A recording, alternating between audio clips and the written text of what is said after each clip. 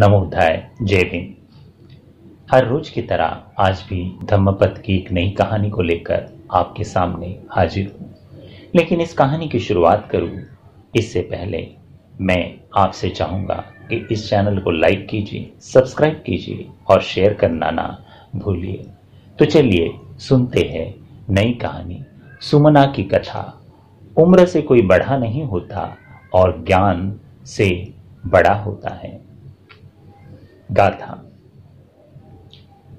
ईध नंदती पेच नंदती कत्त पुण्यो उभयत्त नंदती पुण्यामि कत्तति नंदती भियो नंदती सुगति गतो।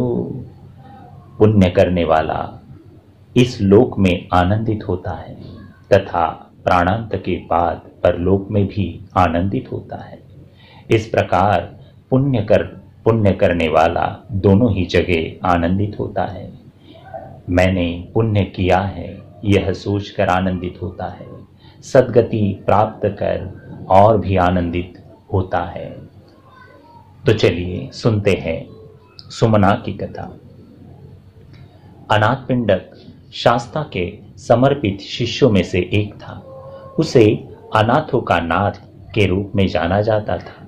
उसने जेतवन में शास्ता के लिए एक बहुत ही बड़ी धनराशि खर्च कर एक विहार बनाया था। उसकी एक पुत्री थी, उसका नाम था सुमना। वह पिता के धर्म के काम में हाथ बटाया करती थी। अनाथ पिंडक अपनी बेटी से बहुत खुश था, पर समय पर किसका वश चलता है।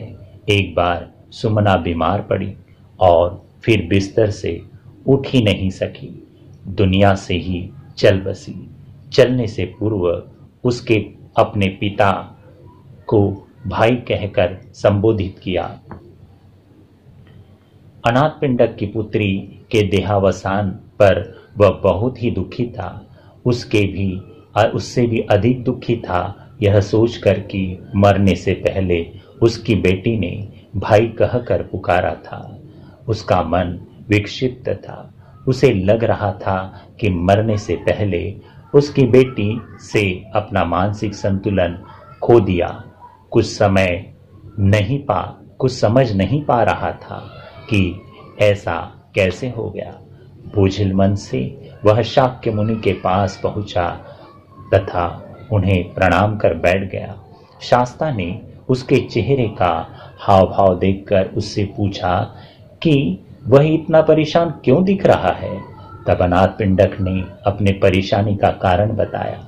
उसकी समस्या सुनकर बुद्ध ने उसे समझाया, अनाथ पिंडक, तुम्हें चिंता करने की बात नहीं है।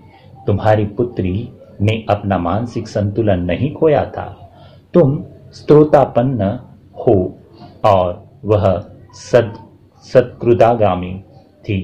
इस प्रकार आध्यात्मिक सीढ़ी पर वह तुमसे एक कदम आगे थी। इस नाते अगर उसने तुम्हें भाई कहकर संबोधित भी किया तो तुम्हें इसका बुरा नहीं मानना चाहिए। साधु साधु साधु।